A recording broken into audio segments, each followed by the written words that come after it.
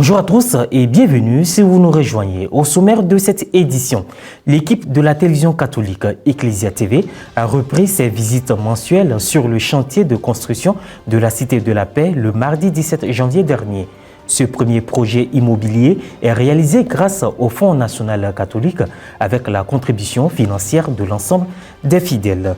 Une conférence sur le thème « La personne âgée, une période critique pour l'individu et la société » a été animée par mesdames Brigitte Adé et Marie-Josée Pokou, toutes deux médecins gériatres, le jeudi 19 janvier dernier au Centre culturel Saint-Paul du Plateau.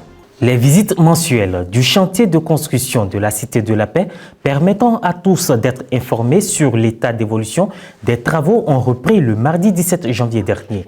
Après 4 mois d'absence, nous avons constaté un progrès remarquable du projet financé grâce au Fonds national catholique. Reportage Frédéric Monet, Maria Bissé. Après plusieurs mois d'absence sur le site du projet commun de l'Église catholique en Côte d'Ivoire, qu'est la Cité de la Paix, joustant le siège de l'épiscopat ivoirien à la Riviera 3, nous nous y sommes rendus le mardi 17 janvier dernier afin de faire une mise à niveau des conditions d'avancement des travaux. Monsieur Alain Aizi, contrôleur des travaux, fut mandaté pour effectuer la visite guidée.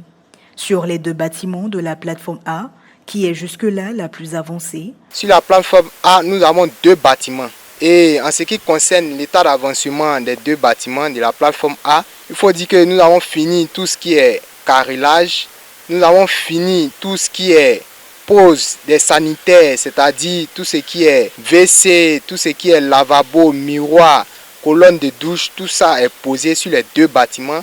Nous avons fini de poser tout ce qui est appareillage électrique, appareillage luminaire, tout ce qui est interrupteur, tout ce qui est ampoule, tout est posé comme vous pouvez le constater dans la vidéo. Nous avons posé aussi les portes sur les 2 bâtiments. Nous avons posé aussi les placards sur les 2 bâtiments. Nous avons posé tout ce qui est évier. Nous avons posé tout ce qui est rangement sur évier. Nous sommes maintenant en train de poser tout ce qui est climatisation. Eh bien, nous pouvons dire que l'état d'avancement sur la plateforme A concernant les 2 bâtiments est beaucoup plus avancé. La plateforme B, dont les bâtiments sont également au même stade, a connu des progrès. En ce qui concerne l'état d'avancement sur la plateforme B comporte aussi 2 bâtiments et il faut noter que ces 2 bâtiments sont au même niveau. Alors nous avons fini aussi tout ce qui est carrelage là-bas, nous avons fait tout ce qui est pose de luminaires, pose appareillage électrique, nous avons fini tout ce qui est vitrage des fenêtres, nous avons fini aussi tout ce qui est pose des portes. Il nous reste maintenant à poser les appareils sanitaires, c'est-à-dire les WC, lavabo et autres. Et puis continuer le vernissage des portes et enfin terminer avec la peinture.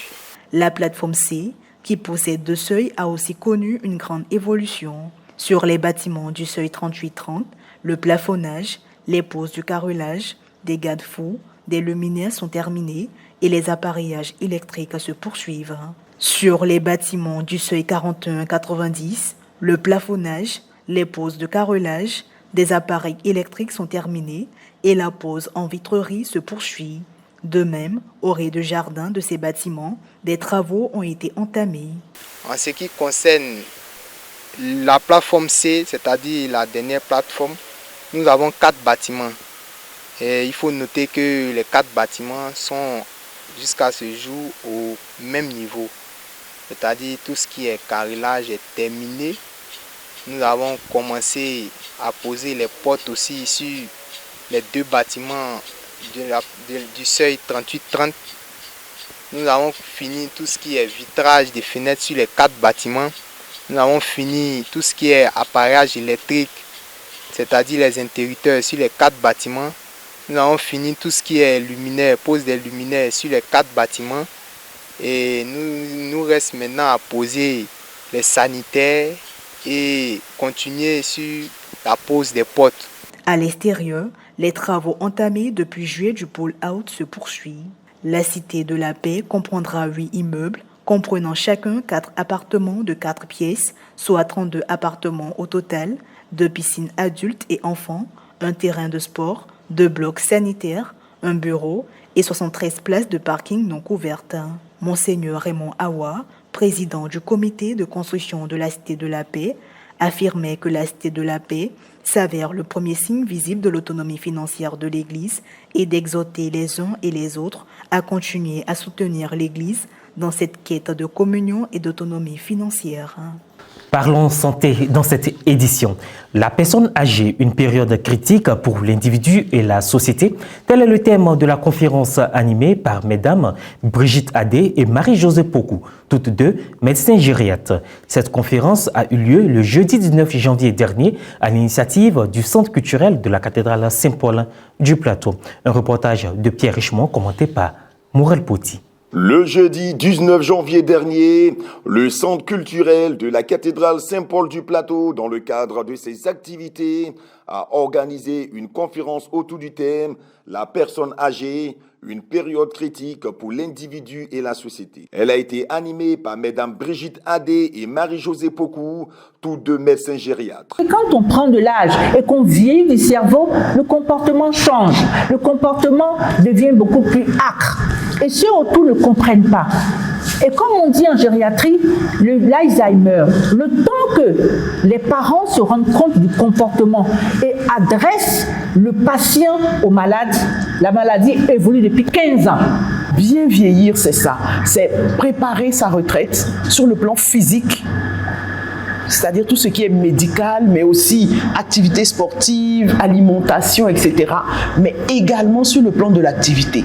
On ne va pas à la retraite pour être là, se tourner les pouces et tout. Non, on va à la retraite parce que moi j'aime faire les chapeaux, mais j'ai le temps maintenant d'apprendre à bricoler, à faire des chapeaux, à crocheter, etc., à vendre des petites tenues pour les enfants. Cette rencontre s'inscrit dans la rubrique santé, alimentation et bien-être du Centre culturel Saint-Paul. Pour cette première conférence, les personnes du troisième âge ont été mises à l'honneur à travers la médecine, à savoir la gériatrie et la gérontologie. La gérontologie, c'est des spécialités qui s'occupent des personnes âgées.